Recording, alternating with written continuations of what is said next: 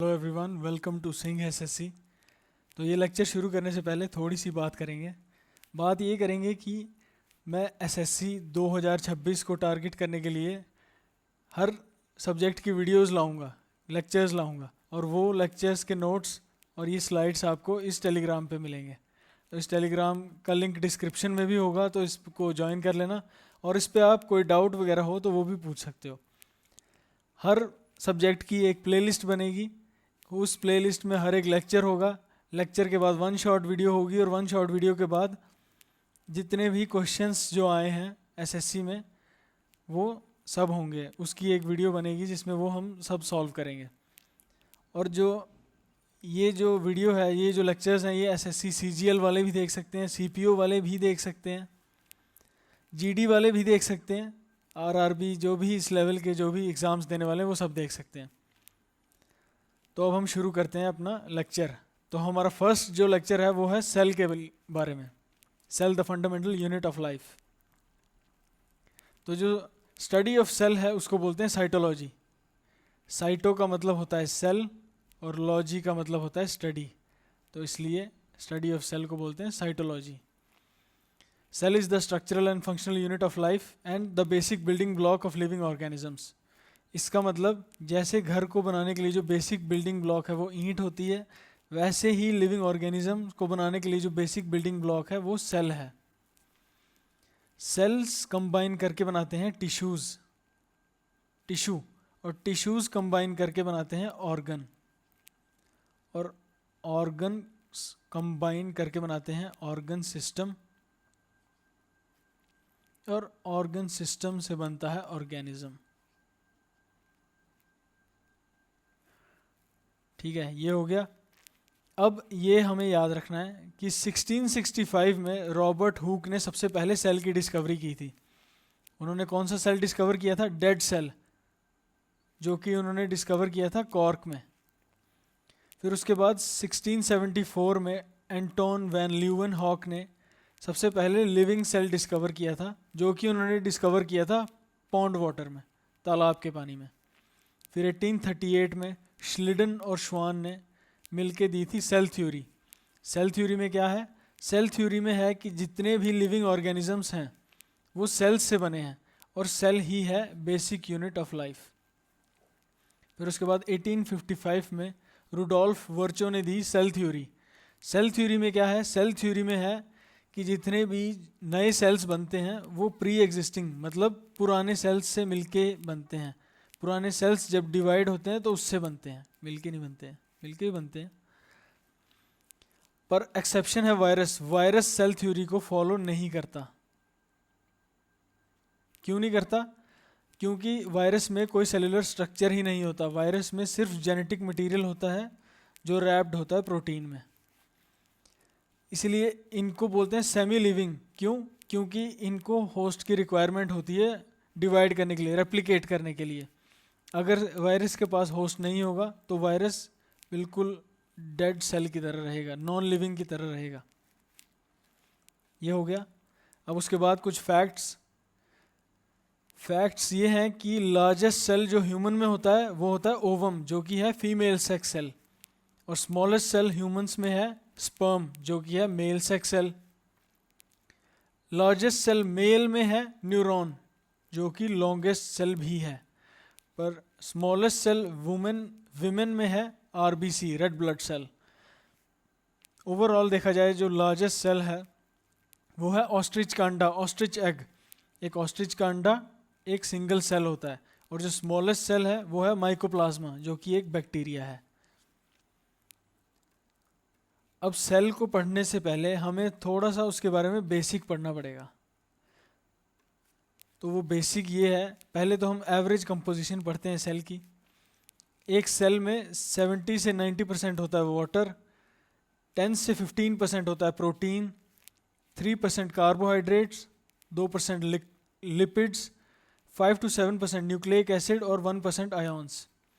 Lipids को आसान भाषा में बोला जाए तो फैट्स, और मुश्किल भाषा में बोला जाए तो ये कि लिपिड्स ऑर्गेनिक मॉलिक्यूल्स होते हैं जो पानी में घुलनशील नहीं होते, फैट्स एंड वैक्सेस। ये याद रखेंगे सब। अब टाइप्स ऑफ ऑर्गेनिजम्स क्या हैं? यूनिसेल्यूलर और मल्टीसेल्यूलर। यूनि का मतलब एक, सिंगल, वन, और मल्टी का मतलब मोर देन वन, मैनी। ठीक है, तो जो एक सेल से जो ऑर्गेनिजम्स बनते हैं उनको बोलते हैं यूनिसेल्यूलर, और जो बहुत सारे सेल्स को मिला के बने होते हैं उनको बोलते हैं मल्टी सेल्यूलर। यूनिसेल्यूलर में एक ही सेल हर एक लाइफ फंक्शन को परफॉर्म करता है, जो भी फंक्शन उस ऑर्गेनिज्म ने करना है वो एक ही सेल करेगा। इसका एग्जांपल्स है अमीबा, क्लमाइडोमोनास, पैरामीशियम और माइकोप्लाज्मा। मल्टी सेल्यूलर में क्या है? स्पेशलाइज्ड सेल होते हैं, मतलब डिफरेंट डिफरेंट फंक्शन, रेस्पिरेशन के लिए अलग सेल्स, है ना, डाइजेशन के लिए अलग सेल्स, ऐसे ही जो भी लाइफ फंक्शंस जो परफॉर्म करने हैं उसके लिए स्पेशलाइज्ड सेल होते हैं। Example plants, plant cell, animal cell और फंजाई। अब माइकोप्लाज्मा के बारे में पढ़ लेते हैं, जिसके बारे में हमने अभी देखा था कि वो स्मॉलेस्ट सेल होता है। ये एक बैक्टीरिया है जिसके पास सेल वॉल नहीं होती और ये फ्लेक्सिबल होता है, प्लियोमॉर्फिक, ये अपनी शेप चेंज करता रहता है। अब सेल दो टाइप के होते हैं, प्रोकैरियोटिक और यूकैरियोटिक। प्रो का मतलब फॉल्स, कैरियोटिक का मतलब न्यूक्लियस। फॉल्स न्यूक्लियस इसका मतलब ट्रू न्यूक्लियस इसमें नहीं होता, इसमें कोई भी, जैसे इसमें देखो यूकैरियोटिक में, पहले यूकैरियोटिक पढ़ लेते हैं, ये डेवलप्ड होता है, इसमें न्यूक्लियस होता है, ये देखो न्यूक्लियस है ना, मेम्ब्रेन प्रेजेंट होती है, सेल मेम्ब्रेन है बाहर, जितनी भी ये ऑर्गेनलीज हैं सेल के अंदर, जो छोटे छोटे सेल के अंदर वाले जो ऑर्गन्स होते हैं उसको ऑर्गेनलीज बोलते हैं। तो जो ऑर्गेनलीज हैं इसकी भी मेम्ब्रेन, इसकी भी आउटर कवरिंग प्रेजेंट होती है। मोर देन वन क्रोमोसोम, एक से ज़्यादा क्रोमोसोम्स इसमें होते हैं, और साइज में ये बड़ा होता है प्रोकैरियोटिक सेल से। एग्जाम्पल एनिमल सेल और प्लांट सेल। अब आ जाओ प्रोकैरियोटिक सेल पे। प्रो, पी से प्रो, पी से प्रिमिटिव, ये याद रखना। और मैंने क्या बोला? प्रो का मतलब नो ट्रू न्यूक्लियस, प्रोकैरियोटिक का मतलब नो ट्रू न्यूक्लियस। इसमें देखो न्यूक्लियस नहीं है, इसमें है ना, इसमें पर न्यूक्लियोइड होता है, मतलब वो बिल्कुल ऐसे बढ़िया से अरेंज नहीं होता, तो इसलिए उसको न्यूक्लियोइड बोलते हैं। और इसमें मेम्ब्रेन नहीं होती, सेल ऑर्गेनलीज भी नहीं होती, तो जैसे न्यूक्लियोइड है उसकी कोई मेम्ब्रेन नहीं होती, सेल ऑर्गेनलीज भी नहीं होती, एक ही क्रोमोसोम होता है, साइज में छोटा होता है ये से यूकैरियोटिक सेल से। और सेल वॉल होती है, एक्सेप्ट माइकोप्लाज्मा, माइकोप्लाज्मा में सेल वॉल नहीं होती। माइकोप्लाज्मा क्या था? बैक्टीरिया था। Example bacteria, mycoplasma, blue green algae और आर्के बैक्टीरिया। अब बैक्टीरिया के बारे में पढ़ लेते हैं। बैक्टीरिया क्या है? यूकैरियोटिक सेल है। और बैक्टीरिया क्या है? सिंगल सेल्ड ऑर्गेनिज्म है, एक ही सेल है बैक्टीरिया में। बैक्टीरिया की मेन 4 टाइप्स की शेप्स होती हैं, बैसिलस, कोकस, विब्रियो और स्पाइरेलम। बैसिलस का मतलब रॉड लाइक, ये देखो ये बैसिलस, ये रॉड जैसी लंबी सी है ना। और विब्रियो नहीं, पहले कोकस, कोकस का मतलब स्फेरिकल, स्फेरिकल मतलब बॉल जैसा, ये रहा कोकस, ये शेप है कोकस शेप। फिर विब्रियो कॉमा शेप्ड, ये रहा विब्रियो, है ना, ये कॉमा जैसा, ये होती है विब्रियो। और फिर स्पाइरलम, स्पाइरलम का मतलब वेवी, ये देखो ये स्पाइरलम शेप है बैक्टीरिया की। ये 4 मेन टाइप होते हैं शेप्स के। और बैक्टीरिया के पास होता है मेसोजोम्स। मेसोजोम्स क्या है? जैसे मान लो ये बैक्टीरिया है, या आउटर उसकी सेल वॉल, और मेसोजोम्स ऐसे प्लाज्मा मेम्ब्रेन में या सेल मेम्ब्रेन में ऐसे फोल्डेड ऐसे स्ट्रक्चर जैसा होता है, इसको बोलते हैं मेसोजोम। इसका काम क्या है? डीएनए रेप्लिकेशन करना, सेल वॉल की फॉर्मेशन करना, सेल वॉल बनाना, और रेस्पिरेशन करना, जो कि एनर्जी के लिए ज़रूरी होती है। एनर्जी रेस्पिरेशन से ही बनती है। और सिक्रीशन करना, कुछ भी पार्टिकल जो भी सेल से बाहर निकालना है वो भी इसी के थ्रू होता है। और इसको पावर हाउस ऑफ बैक्टीरिया भी बोलते हैं। ये रेस्पिरेशन करता है, एनर्जी इसी से रेस्पिरेशन से बनती है, जनरेट होती है, तो इसको पावर हाउस ऑफ बैक्टीरिया भी बोलते हैं। ये हो गया मेसोजोम। अब बैक्टीरिया में होता है फ्लैजलम। जैसे देखो ये बैक्टीरिया एक, ये इसके पीछे ये पूंछ जैसी है, इसको बोलते हैं फ्लैजलम, इससे ये मूव करता है बैक्टीरिया। ये देखो यहाँ पे ये वही है, जूम्ड, ये है फ्लैजलम। अब फ्लैजलम के भी मेन 3 पार्ट होते हैं, बेसल बॉडी, हुक और फिलामेंट। बेसल बॉडी है ये मोटर जो घूमता है, जो घुमाती है इसको, ये जो पूरा है ना इसको घुमाती है मोटर, इसको बोलते हैं बेसल बॉडी।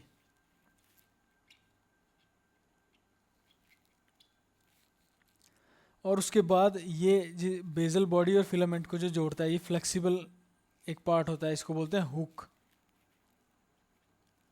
और ये जो लंबा सा है जो पूंछ, इसको बोलते हैं फिलामेंट। ये किस काम आता है? मूवमेंट के काम आता है। ठीक है, ये समझ आ गया बैक्टीरिया। अब सेल के अंदर मिनरल्स को लेना है और सेल के बाहर जो चीज़ हमें नहीं चाहिए सेल में, सेल को नहीं चाहिए, वो निकालनी है। उसके दो प्रोसेस होते हैं, एंडोसाइटोसिस और एक्सोसाइटोसिस। और ये दो प्रोसेस कौन करता है? ये करता है डन बाय यूकैरियोटिक सेल्स और अमीबा। ठीक है, ये करते हैं। एंडोसाइटोसिस का मतलब खाना, सेल के अंदर लेना, अपटेक ऑफ मिनरल्स। और इसमें एंडोसाइटोसिस दो टाइप का होता है, फैगोसाइटोसिस और पिनोसाइटोसिस। अब पिनो, इससे याद रखना पानी पीना, इसका मतलब इनटेक ऑफ लिक्विड। लिक्विड जब सेल में जाता है उसको बोलते हैं पिनोसाइटोसिस और उसको सेल ड्रिंकिंग भी बोलते हैं। और फैगोसाइटोसिस का मतलब सेल ईटिंग, जब सॉलिड पार्टिकल्स जब सेल में जाते हैं उसको बोलते हैं फैगोसाइटोसिस। और एक्सोसाइटोसिस, एक्सो मतलब एग्जिट, तो एग्जिट करना, सेल से बाहर कुछ निकालना है प्लाज्मा मेम्ब्रेन से, उसको बोलते हैं एक्सोसाइटोसिस।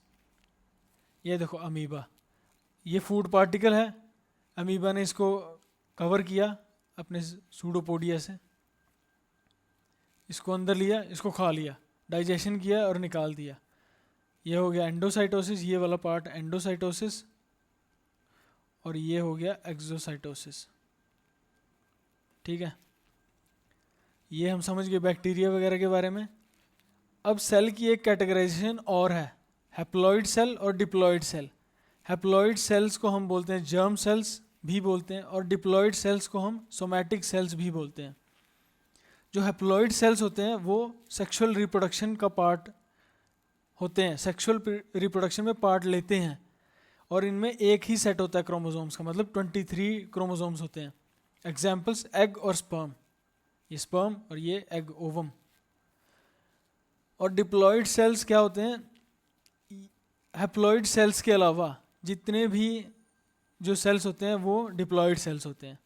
इनमें दो सेट होते हैं क्रोमोसोम्स के, इसका मतलब 46 टोटल क्रोमोसोम्स होते हैं। एग्जाम्पल जितने भी बाकी बॉडी सेल्स जैसे RBCs, nerve cells, intestinal cells. अब हम आते हैं सेल पे। अभी हम सेल पे आ तो गए हैं, पर अभी हमें और बेसिक पढ़ना है सेल का। तो ये ऐसे सेल को हम डिवाइड करके पढ़ेंगे, प्लाज्मा मेम्ब्रेन, सेल वॉल, फिर साइटोप्लाज्म, न्यूक्लियस, फिर सेल ऑर्गेनेलीज बारी बारी, ER, Golgi bodies, mitochondria, vacuoles, है ना, और भी। अब सेल में ऑर्गेनेलीज होती हैं, मतलब सेल के अंदर जो ऑर्गन्स होते हैं ना उसको बोलते हैं ऑर्गेनेलीज। अब जैसे सेल है, सेल के बाहर होती है प्लाज्मा मेम्ब्रेन, सेल मेम्ब्रेन मतलब सेल की जो आउटर कवरिंग। ऐसे ही सेल ऑर्गेनेलीज जो होती हैं उनके बाहर भी आउटर कवरिंग होती है। किसी के बाहर आउटर कवरिंग होती है, एक होती है, किसी के बाहर दो होती है, और किसी ऑर्गेनेलीज के बाहर एक भी नहीं होती। तो ये है जिसके बाहर सिंगल मेम्ब्रेन होती है, मतलब एक मेम्ब्रेन होती है, वो होते हैं लाइसोसोम्स, ये सेल ऑर्गेनेलीज हैं। वैक्यूल्स, माइक्रोबॉडीज, गोल्गी बॉडीज और एंडोप्लाज्मिक रेटिकुलम, ईआर। और वो ऑर्गेनेलीज जिनके पास मेम्ब्रेन होती ही नहीं है वो होते हैं राइबोसोम्स, सेंट्रोसोम और साइटोस्केलेटन। इन सब के बारे में अभी हम पढ़ेंगे। और डबल मेम्ब्रेन जो ऑर्गेनेलीज होती हैं जिनके पास दो मेम्ब्रेन्स हैं वो होती हैं न्यूक्लियस, माइटोकॉन्ड्रिया और क्लोरोप्लास्ट। इन सब सेल ऑर्गेनेलीज के बारे में हम पढ़ेंगे। उससे पहले हम ये पढ़ते हैं पार्ट्स ऑफ सेल। पहला पार्ट है सेल मेम्ब्रेन, जिसको हम प्लाज्मा मेम्ब्रेन भी बोलते हैं। ये क्या है? एक थिन इलास्टिक फ्लेक्सिबल स्ट्रक्चर है, पतला सा, इलास्टिक मतलब हिल सकता है, फ्लेक्सिबल है, रिजिड नहीं है, सख्त नहीं है। यह है आउटर मोस्ट कवरिंग सेल की, एनिमल सेल में ये आउटर मोस्ट कवरिंग है, पर प्लांट सेल में इसके बाहर सेल वॉल भी होती है। इसका फंक्शन क्या है? प्रोटेक्ट करना सेल को, शेप देना सेल को, शेप देना, प्रोटेक्ट करना, और जो भी अंदर इंटरनल कंटेंट है सेल ऑर्गेनेलीज वगैरह उस सबको एक साथ होल्ड करके रखना। ये सेलेक्टिवली परमिएबल होता है, मतलब जो ज़रूरी चीज़ें हैं जिसकी सेल को ज़रूरत है वही अंदर जाएगा सेल के, ठीक है। और सेल वॉल, ये सेल मेम्ब्रेन किसकी बनी होती है? 52% प्रोटीन, 40% लिपिड्स की, 8% कोलेस्ट्रॉल और कार्बोहाइड्रेट्स की।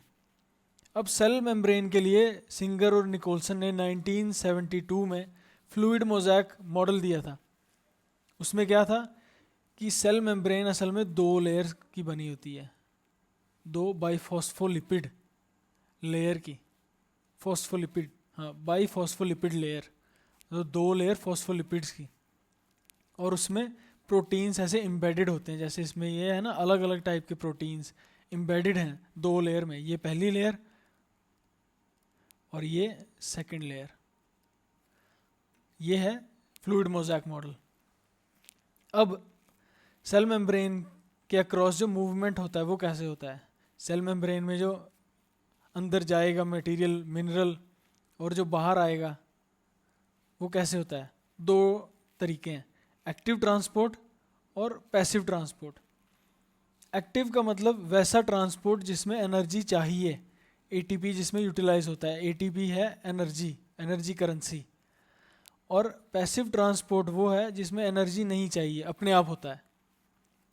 पैसिव ट्रांसपोर्ट के एग्जांपल डिफ्यूजन और ऑस्मोसिस, और एक्टिव ट्रांसपोर्ट के एग्जांपल्स रिवर्स ऑस्मोसिस। ये रिवर्स ऑस्मोसिस वही है जो आरओ हमारे घर में लगा होता है, वाटर फिल्टर, वो भी एक्टिव ट्रांसपोर्ट की मदद से वाटर फिल्टर होता है। और सोडियम पोटेशियम पंप, ये सोडियम पोटेशियम पंप जिससे सेल मेम्ब्रेन के थ्रू मटेरियल का ट्रांसफ़र होता है, ट्रांसपोर्ट होता है। एक्टिव ट्रांसपोर्ट में लोअर से हायर कंसंट्रेशन में ट्रांसपोर्ट होता है, मतलब जहाँ पे लोअर कंसंट्रेशन होगी मिनरल की, आयन की, वहाँ से हायर कंसंट्रेशन में ट्रांसपोर्ट हो सकता है, जिसके लिए एनर्जी चाहिए होती है। पर पैसिव ट्रांसपोर्ट में जहाँ पे हायर कंसंट्रेशन है, मतलब इस जगह पे कुछ चीज़ ज़्यादा है, वहाँ से जहाँ पे कम है वहाँ पे जाती है, ये होता है पैसिव ट्रांसपोर्ट। अब इसको हम डिटेल में पढ़ेंगे। पैसिव ट्रांसपोर्ट के मैंने 2 एग्जांपल दिए थे, डिफ्यूजन और ऑस्मोसिस। डिफ्यूजन का मतलब ट्रांसपोर्ट ऑफ गैसेस का ट्रांसपोर्ट सेल के अंदर या बाहर, ये वो होता है डिफ्यूजन। और उसके बाद ऑस्मोसिस का मतलब वाटर का transport, movement of water across the semi permeable membrane, ठीक है। सेल एब्जॉर्ब करता है पानी को ऑस्मोसिस की वजह से, ऑस्मोसिस करके, और इसमें कोई एनर्जी नहीं लगती, और ये तब तक होता है जब तक इक्विलिब्रियम नहीं रीच हो जाता। इक्विलिब्रियम का मतलब जब तक सेल के बाहर और सेल के अंदर बराबर कंसंट्रेशन नहीं हो जाती पानी की, तब तक ऑस्मोसिस चलता है। अब ऑस्मोसिस को दिखाने के लिए 3 टाइप के सॉल्यूशन हैं। ये क्या है? Isotonic solution, hypotonic solution, hypertonic solution. Iso का मतलब बड़ा, सेम, इसका मतलब सेल के अंदर और सेल के बाहर सेम ही अमाउंट ऑफ पानी होगा।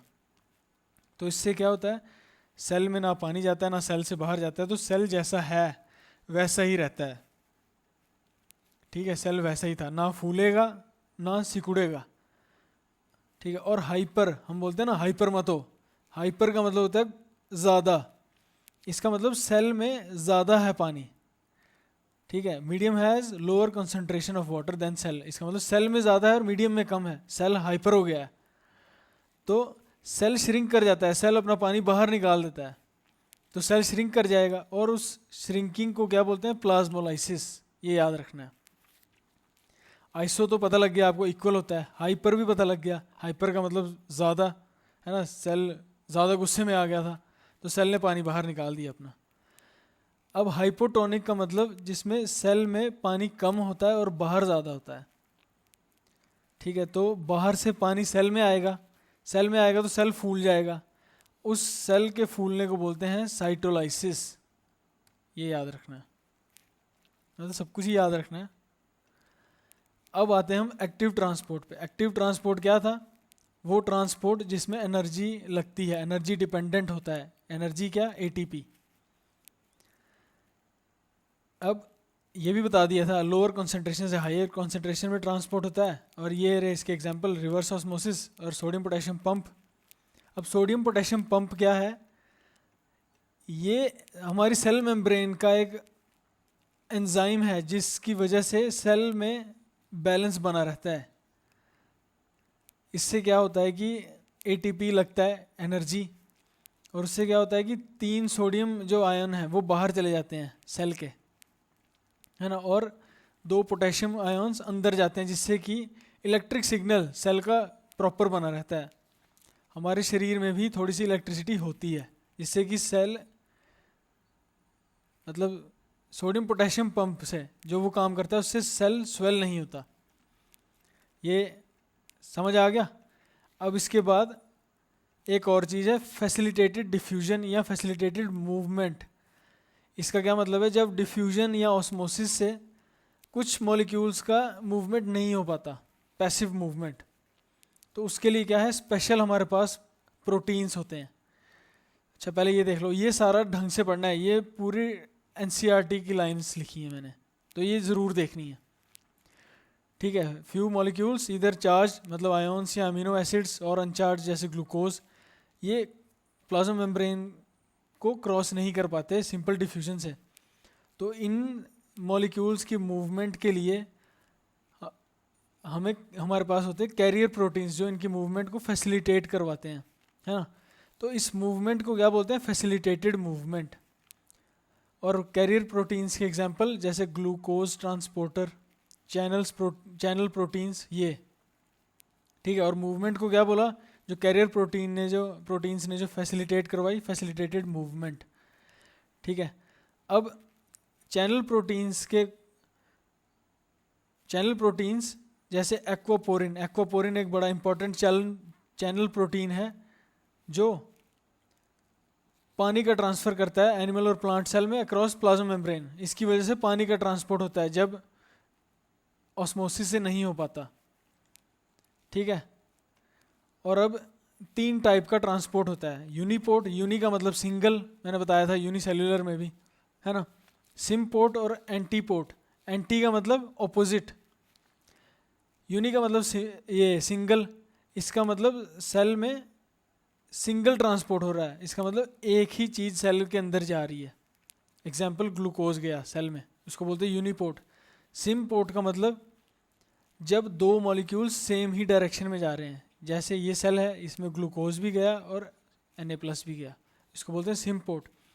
एंटीपोर्ट का मतलब, एंटी का मतलब ऑपोजिट, इसका मतलब सेल के एक चीज़ अंदर जा रही है और एक चीज़ बाहर आ रही है एक ही टाइम पे, इसको बोलते हैं एंटीपोर्ट। याद रखना, ये एनसीईआरटी की लाइंस हैं, ये ज़रूर याद रखनी है। अब हम आते हैं सेल वॉल पे। सेल वॉल पहले तो एनिमल सेल्स में तो होती नहीं है, प्लांट सेल में होती है, बैक्टीरिया में होती है। बैक्टीरिया भी एक्सेप्शन क्या था? माइकोप्लाज्मा में नहीं होती, फंगस में होती है, एल्गे में होती है। सेल वॉल पहले तो लिविंग स्ट्रक्चर नहीं है ना, और ये फ्री पैसेज अलाउ करता है, मतलब जैसे सेल मेम्ब्रेन थी वो सेमी परमिएबल थी, जो ज़रूरी चीज़ें वही अंदर जा सकती हैं। इसके केस में ऐसा नहीं है, सब कुछ अंदर जा सकता है, ठीक है। और ये रिजिडिटी, सख्त बना देता है, ये सेल को रिजिड कर देता है ना, और शेप प्रोवाइड करता है, ठीक है। और स्ट्रक्चरल सपोर्ट देता है और प्रोटेक्शन भी देता है सेल को। जैसे आपने देखा होगा ट्रीज़ हैं, उनके बाहर डेड सेल्स होते हैं, तो उससे सख्त हो जाता है ट्री। ऐसे सेल वॉल भी प्रोटेक्शन देती है सेल को। अब मटेरियल सेल वॉल के, जो बैक्टीरिया की सेल वॉल है वो बनी होती है पेप्टिडोग्लाइकन की, जो ये रेड कलर में है, ये ज़रूर याद रखना, यही है मेन कंपोनेंट। बैक्टीरिया की सेल वॉल बनी होती है पेप्टिडोग्लाइकन की, फंजाई की बनी होती है काइटिन की, प्लांट्स की बनी होती है सेल्यूलोज की, और एल्गे की भी बनी होती है सेल्यूलोज की। सेल वॉल हो गया, समझ आ गया। अब आते हैं हम साइटोप्लाज्म पे। अब साइटोप्लाज्म क्या है? ये जैसे ये सेल है, ये सेल वॉल आ गई, इसके बाद ये सेल मेम्ब्रेन थी, इसके अंदर सेल वॉल के अंदर, एक मिनट,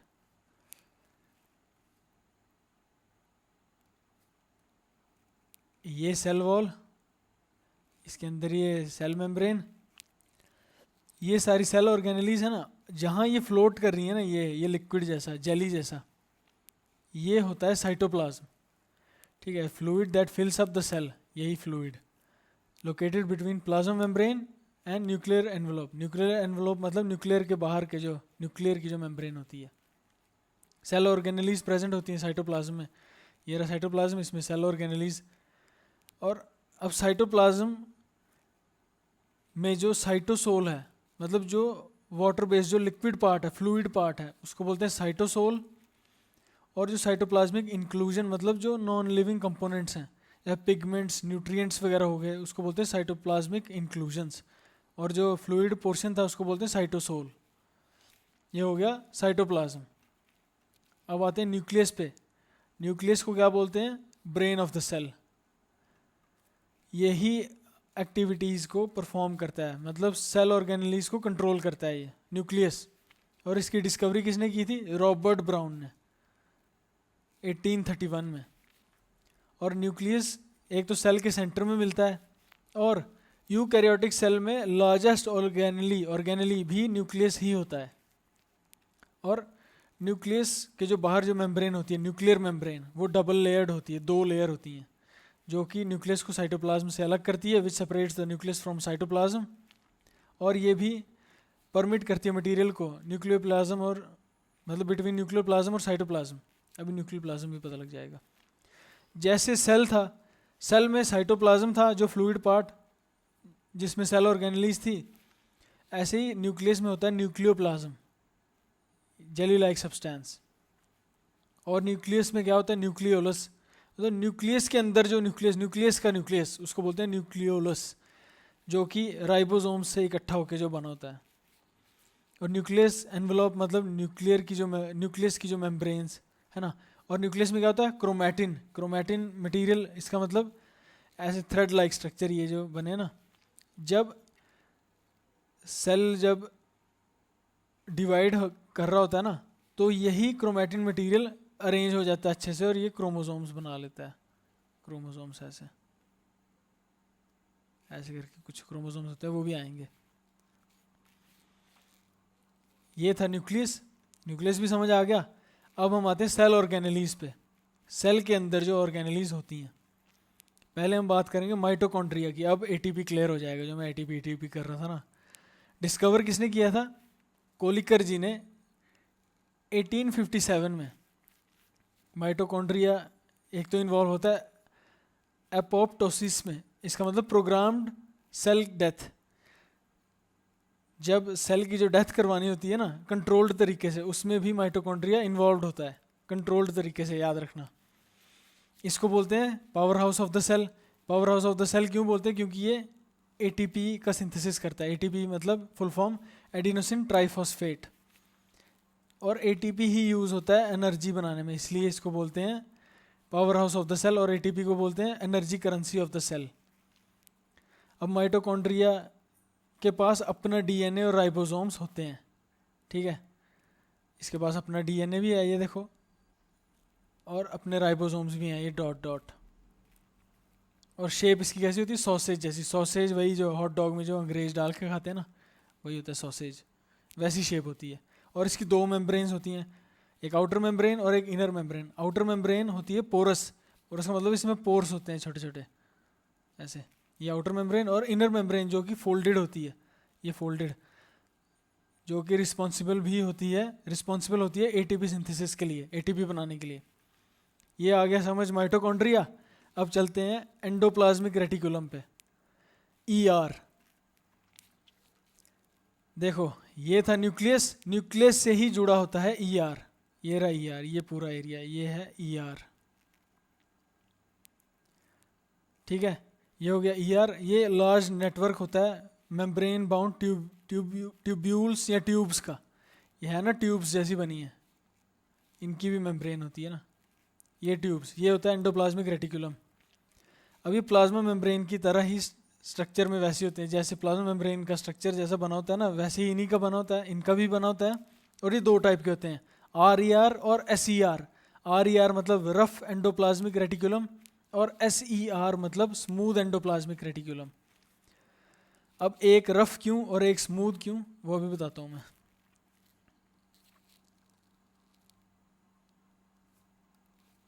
ये देखो, इसको जूम करता हूँ, देखो इस पे ये डॉट डॉट्स दिख रहे हैं ना आपको, ये है ribosomes.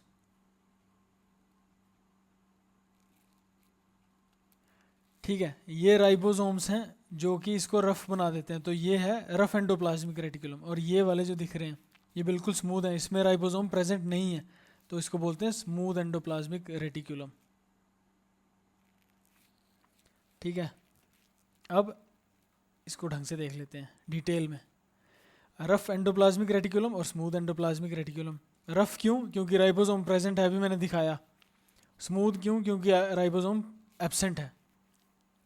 Ribosomes are the site of protein synthesis, मतलब प्रोटीन जो बनता है वो राइबोसोम्स में ही बनता है। इसका मतलब रफ एंडोप्लाज्मिक रेटिकुलम प्रोटीन बनाते हैं, protein packaged for different parts of cell. Proteins बनता है राइबोसोम्स में और रफ एंडोप्लाज्मिक रेटिकुलम उसका पैकिंग कर देती है, और ये ट्रांसपोर्ट करते हैं मटेरियल का न्यूक्लियस से। आपने देखा था ना, न्यूक्लियस के साथ जुड़ा हुआ था वो, ये देखो न्यूक्लियस के साथ जुड़ा हुआ था, इसका ट्रांसपोर्ट किया मटेरियल यहाँ से यहाँ साइटोप्लाज्म में। ठीक है, और अब स्मूथ एंडोप्लाज्मिक रेटिकुलम ये लिपिड फॉर्मेशन में हेल्प करता है, फैट सिंथेसिस में हेल्प करता है, और ये पॉइजन्स या ड्रग्स इसको भी डिटॉक्सिफाई करता है। क्यों? क्योंकि सेल को बचाने के लिए। और इसमें P450 एंजाइम होता है, जिसकी वजह से जो ये ड्रग्स और पॉइजन्स को डिटॉक्सिफाई करता है, उनको ख़त्म करता है। और इसमें लिपिड्स, जैसे अभी इधर बोला ना, लिपिड फॉर्मेशन में हेल्प करता है। लिपिड जैसे स्टेरॉयडल हार्मोन्स, ये सब इसमें सिंथेसाइज होते हैं स्मूथ एंडोप्लाज्मिक रेटिकुलम में। अब ये एंडोप्लाज्मिक रेटिकुलम क्लियर हो गया।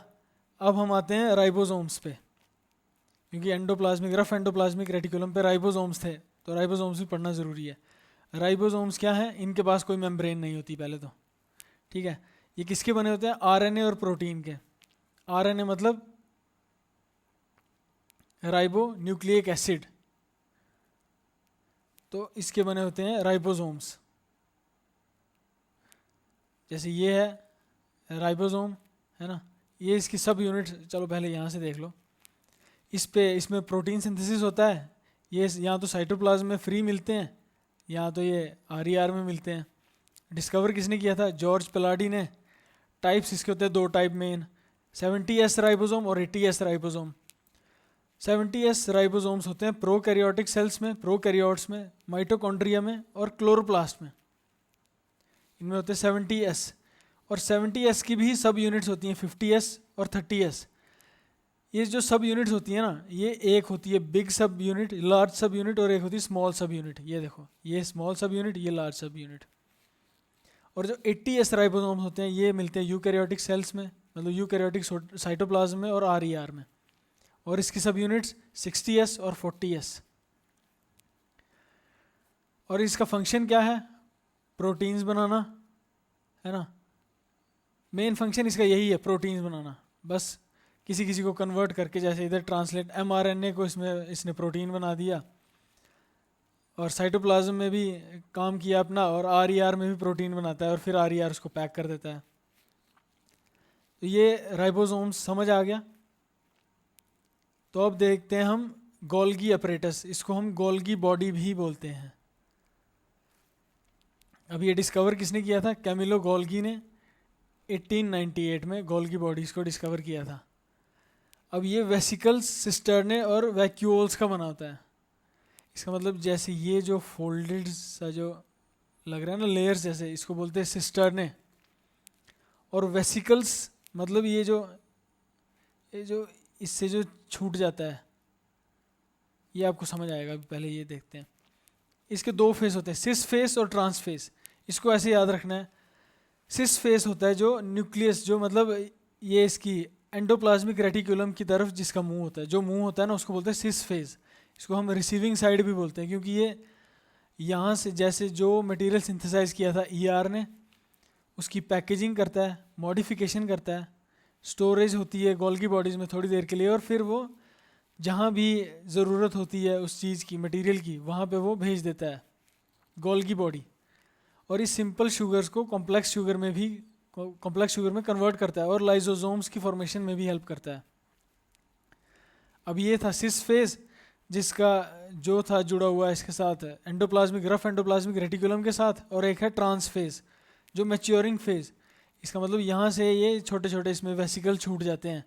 ये वही है जो डिफरेंट सेल में लेके जाते हैं, जहाँ पे ज़रूरत है ना मटेरियल की वहाँ पे लेके जाते हैं, ये वही हैं वेसिकल्स। और ये सिस्टर्न है जहाँ पे मॉडिफिकेशन होती है और थोड़ी देर के लिए टेम्परेरी पैकेजिंग, ये पैकेजिंग होती है, ये वही है सिस्टर्न है। ये समझ आ गया गोल्गी बॉडी। और इसने क्या किया था, लाइसोसोम की फॉर्मेशन की थी। अब लाइसोसोम्स क्या होते हैं, लाइसोसोम्स होते हैं सुसाइडल बैग्स, इसको हम सुसाइडल बैग्स भी बोलते हैं।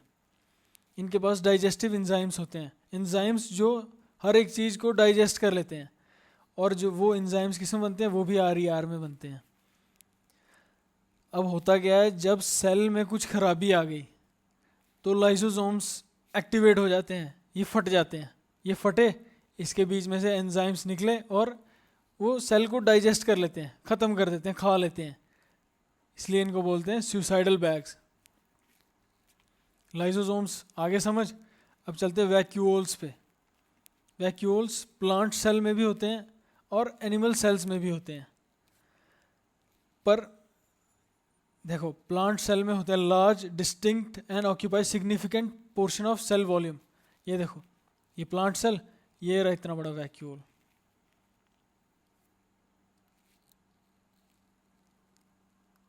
ये रहा इतना बड़ा वैक्यूल।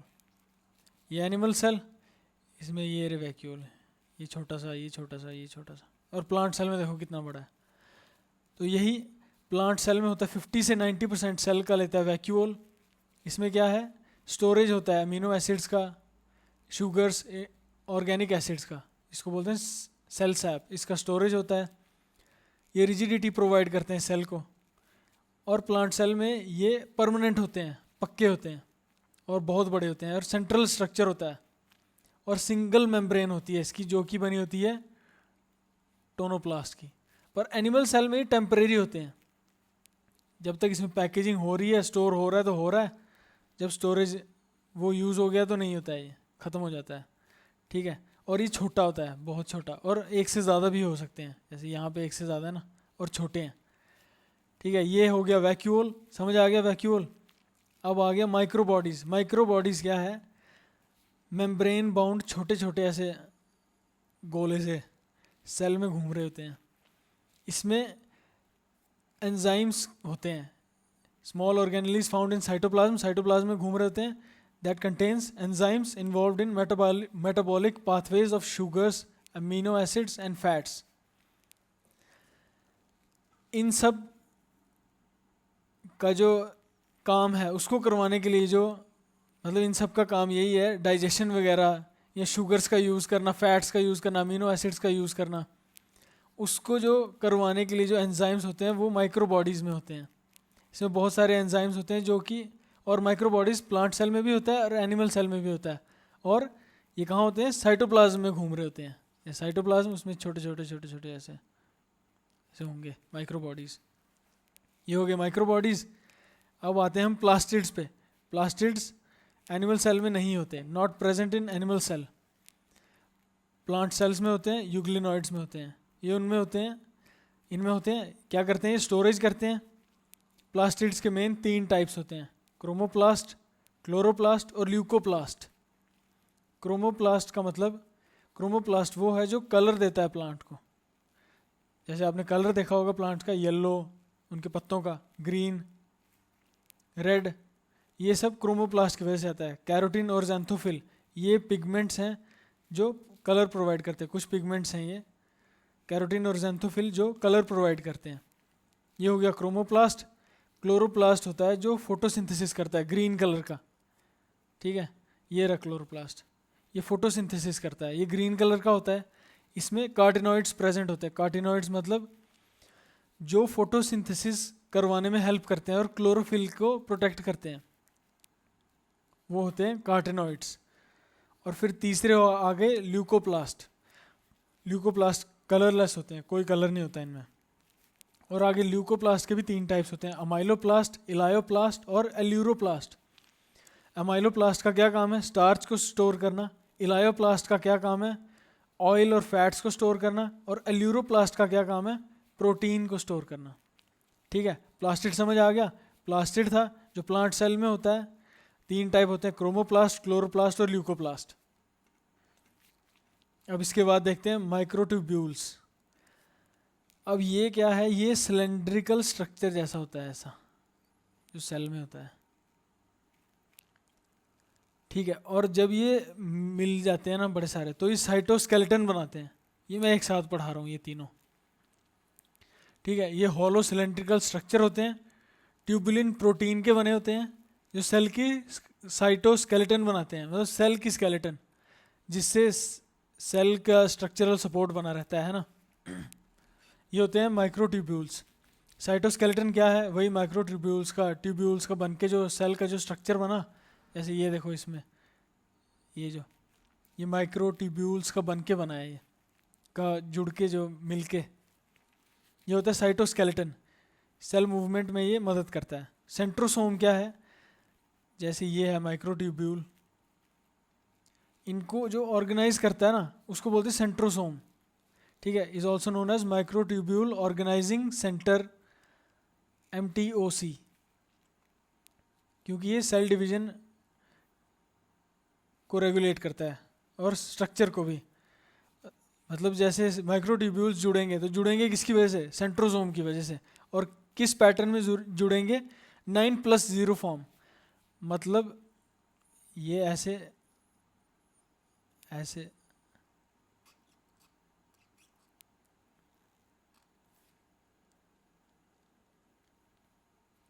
ऐसे ऐसे करके, और बीच में होगा एक, मतलब अगर हम इसको ऐसे ऐसे ऐसे और बीच में होगा एक। ठीक है, ऐसे जुड़ते हैं और इस सिलेंड्रिकल शेप बना लेते हैं जुड़ के।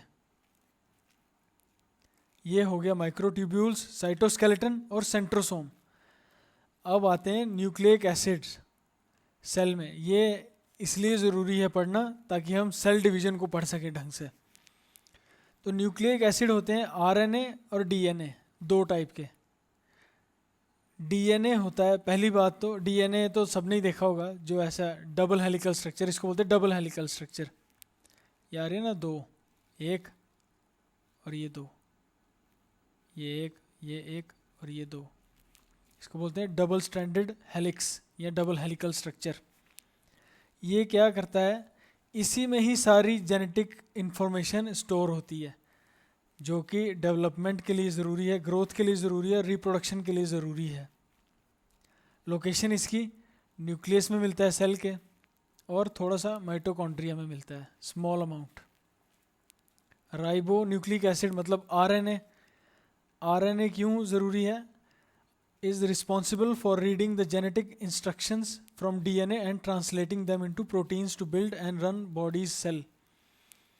जो इसमें लिखा है ना, लिखा मतलब लिटरली नहीं लिखा होता है इसमें, पर जो इसमें इंफॉर्मेशन है उसको ट्रांसलेट करना, उसको खोलना, ये RNA करता है। और इसका स्ट्रक्चर कैसा है? सिंगल स्ट्रैंडेड, एक ही स्ट्रैंड है इसमें, देखो। ठीक है, इसकी लोकेशन साइटोप्लाज्म में और न्यूक्लियस में। अब RNA के भी 3 टाइप्स होते हैं, messenger RNA, mRNA, transfer RNA, tRNA और राइबोसोमल RNA, rRNA।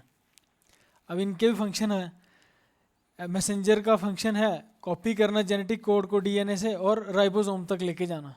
राइबोसोम में प्रोटीन बनता है ना, फिर प्रोटीन से ही ये आगे बॉडी के सेल में जाएगा, बिल्ड होगा। और ट्रांसफ़र RNA का डिलीवर करता है ये अमीनो एसिड्स को राइबोसोम में, जो कि असेंबल होते हैं प्रोटीन में। Delivers specific amino acids to the ribosomes to be assembled into proteins. Ribosomal RNA जो कि कोर स्ट्रक्चरल कंपोनेंट है राइबोसोम्स का, forms the core structural component of ribosomes. ये चाहे आप ना भी पढ़ो तो कोई बात नहीं, बस ये पढ़ लेना। न्यूक्लिक एसिड 2 टाइप के होते हैं, डीऑक्सीराइबोन्यूक्लिक एसिड DNA और RNA। डीएनए में क्या है, डबल हेलिकल स्ट्रक्चर, आरएनए में क्या है, सिंगल है। डीएनए में क्या है, जेनेटिक इन्फॉर्मेशन, आरएनए में क्या है, उसी जेनेटिक इन्फॉर्मेशन को खोलना, ट्रांसलेट करना, ये आरएनए करता है। बस इतना ही पढ़ लो। अब हम आते हैं क्रोमोसोम्स पे। याद है न्यूक्लियस में क्या था, न्यूक्लियस में था क्रोमैटिन मटेरियल, जो कि ऐसे ऐसे ऐसे था, ऐसे ऐसे करके। जब सेल रिप्रोडक्शन करता है तो रिप्रोडक्शन के लिए वही क्रोमैटिन मटेरियल ऐसे ऑर्गेनाइज हो जाता है इस शेप में, इन शेप्स में। ये किसका बनता है, डीएनए का और हिस्टोन प्रोटीन का, ठीक है। Thread like structure present in nucleus of cell. ये देखो, chromosomes become clearly visible during cell division. पहले क्लियरली विजिबल नहीं होता है क्योंकि ऐसे होता है थ्रेड जैसे, otherwise present as chromatin material. अब नंबर ऑफ क्रोमोसोम्स ह्यूमंस में कितने होते हैं, मतलब एक सेल में 46 क्रोमोसोम्स, मतलब 23 पेयर्स, 23 जोड़े। एक जोड़े में 2, 23 में कितने, 46, जिसमें कि 22 पेयर्स होते हैं ऑटोसोम्स और एक पेयर होता है सेक्स क्रोमोसोम्स। ऑटोसोम्स मतलब जिनके पास बाकी जानकारी होती है बॉडी की, जिन क्रोमोसोम्स के पास, और एक पेयर मतलब सेक्स क्रोमोसोम्स जिसके पास जेंडर की जानकारी होती है। एक्स एक्स मतलब फीमेल, एक्स वाई मतलब मेल, ठीक है। अब क्रोमोसोम्स के टाइप होते हैं 4। मेटासेंट्रिक मतलब जिसमें ये दोनों जो आर्म्स है ना ये बराबर होती हैं, ये सेंट्रोमर है, इसके इस तरफ भी इस तरफ भी बराबर आर्म, इस तरफ भी बराबर आर्म। सब मेटासेंट्रिक मतलब थोड़ा ये ऑफ सेंटर होता है, ये इस तरफ छोटी आर्म्स थोड़ी, इस तरफ बड़ी आर्म्स। एक्रोसेंट्रिक मतलब ये बिल्कुल एंड के पास ही चला गया, ये देखो ये आर्म्स बिल्कुल ही छोटी है, इसके एंड के पास ही आ गया, और ये आर्म्स बड़ी हैं, इसको बोलते हैं एक्रोसेंट्रिक। और टेलोसेंट्रिक मतलब बिल्कुल एंड पे, और ये वाले क्रोमोसोम्स ह्यूमंस में नहीं होते। ये देखो इस तरफ कुछ है ही नहीं क्योंकि ये बिल्कुल एंड पे आ गया है, और ये वाली आर्म्स है, ये है सेंट्रोमर। ठीक है, अब फंक्शन, क्रोमोसोम्स का फंक्शन, ये स्टोर करता है और ट्रांसमिट करता है जेनेटिक इन्फॉर्मेशन को। जेनेटिक इन्फॉर्मेशन इसके पास ही रहती है, और ये भी इंश्योर करता है कि डीएनए की जो रेप्लिकेशन, जो डीएनए कॉपी होगा ना और डिवाइड होगा, वो एक्यूरेट हो बिल्कुल। और सेक्स को भी डिटरमिन करता है। और इनहेरिटेड ट्रेड्स, इनहेरिटेड ट्रेड्स मतलब वो ट्रेड्स जो हमारे जो पेरेंट सेल से डॉटर सेल में जाते हैं, वो उनको भी ये देखता है, ध्यान रखता है उनका। क्रोमोसोम्स, क्रोमोसोम्स हो गया क्लियर। अब देखते हैं सेल डिवीजन। अब सेल डिवाइड होता है 1, 2 या 2 से ज़्यादा डॉटर सेल में, ठीक है।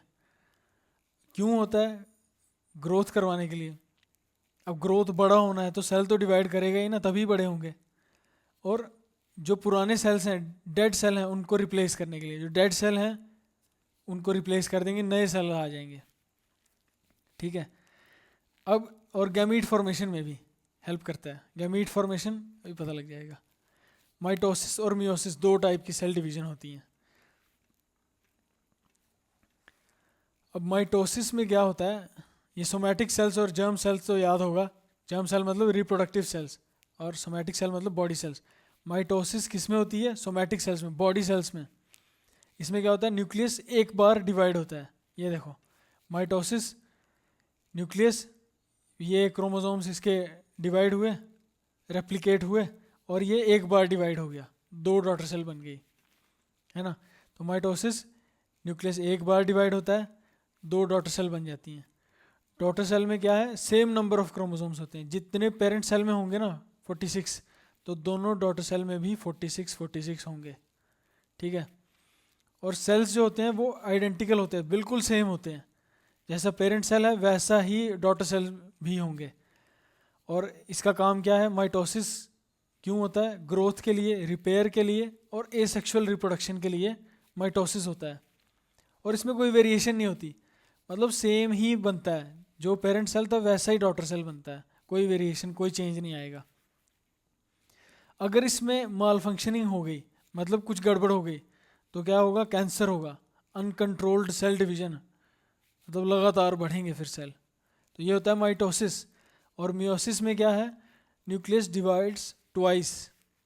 ये देखो, ये पेरेंट सेल था, ये क्रोमोसोम्स इसके रेप्लिकेट हुए, ये एक बार न्यूक्लियस डिवाइड हुआ और फिर ये दूसरी बार फिर हो गया। ये देखो हो गया ना, पहले एक बार से दो बने, फिर वो दोनों अलग अलग डिवाइड हो गए, तो मतलब न्यूक्लियस दो बार डिवाइड हो गया। ठीक है, तो मियोसिस में क्या होता है, न्यूक्लियस दो बार डिवाइड होता है, 4 डॉटर सेल्स बनती हैं, ये रही 4 डॉटर सेल्स। ठीक है, और डॉटर सेल्स आर हैप्लॉइड, मतलब आधे क्रोमोसोम्स होते हैं। अगर पेरेंट सेल में 46 थे, जब पहली बार डिवाइड हुआ तो 46, फिर जब दूसरी बार डिवाइड हुआ तो 23,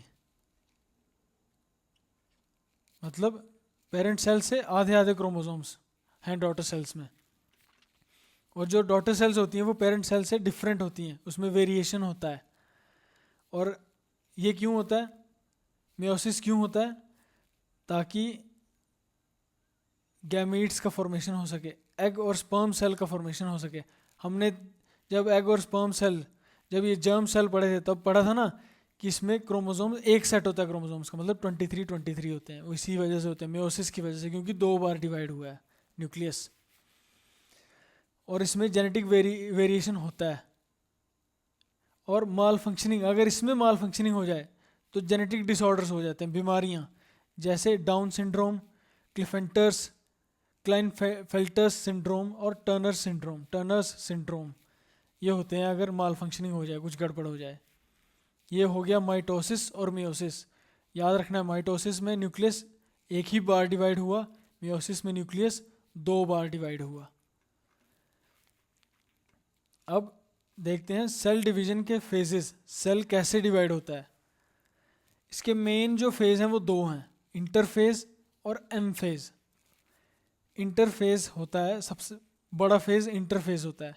ये देखो यहाँ से शुरू हुआ और पूरा यहाँ तक इंटरफेज, जो कि 95% टाइम इंटरफेस ही चलता है, इंटरफेज। और इसमें क्या होता है, इसमें बेसिकली जो सेल है वो डिवीजन के लिए प्रिपेयर कर रहा होता है। 95% of their time in this phase, cells spend about 95% of their time in this phase preparing for division. अब इसके सब फेजेस, जो G1 फेज जिसमें सेल की ग्रोथ होती है, S फेज मतलब सिंथेसिस फेज जिसमें डीएनए के सिंथेसिस होता है, मतलब सेल डुप्लीकेट करता है डीएनए को ताकि बिल्कुल प्रॉपर डीएनए जा सके फ्यूचर जो डॉटर सेल्स बनेंगी उसमें। और जो G2 फेज होता है उसमें फाइनल ग्रोथ होती है, मतलब उसमें माइटोसिस के लिए तैयार है सेल। इसको G2 फेज को बोलते हैं गैप 2 फेज। G1 था गैप 1 फेज, G2 है गैप 2 फेज। ये हो गया इंटरफेज। और इसके जो सब फेजेस थे, G1 सेल ग्रोथ जिसमें सेल ग्रोथ हुई, S फेज सिंथेसिस फेज जिसमें डीएनए का सिंथेसिस हुआ, डीएनए बढ़िया से डिवाइड हुआ, और G2 फेज जिसमें फाइनल प्रिपेयर्डनेस, जो फाइनल प्रिपरेशन थी वो हो गई गैप 2 फेज में।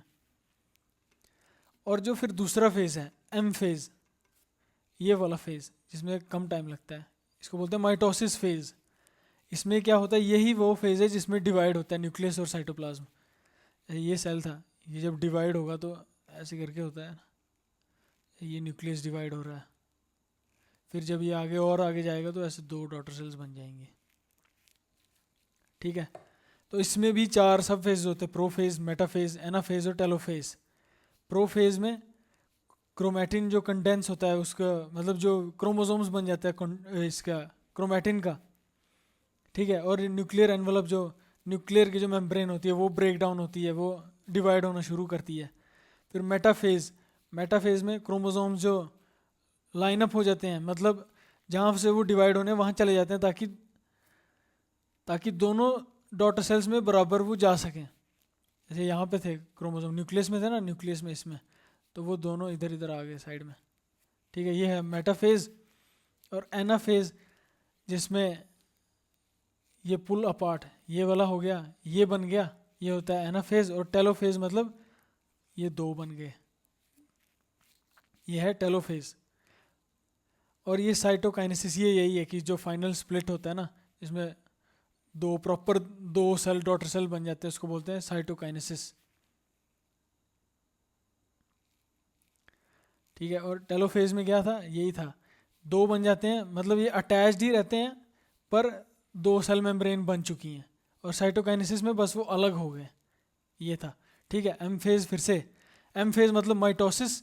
माइटोसिस फेज क्या था, प्रोफेज, इसमें क्रोमैटिन उसमें क्रोमोसोम्स में बना। फिर मेटाफेज जिसमें क्रोमोसोम्स लाइन अप हो गए, तैयार हो गए बटने के लिए। एनाफेज जिसमें क्रोमैटिड्स अलग अलग हो गए और ऐसा ये बन गया ये। फिर उसके बाद टेलोफेज जिसमें न्यूक्लियर मेम्ब्रेन अलग बन गई, न्यूक्लियर मेम्ब्रेन्स दोनों की डॉटर सेल्स की अलग बन गई पर ये जुड़े हुए हैं।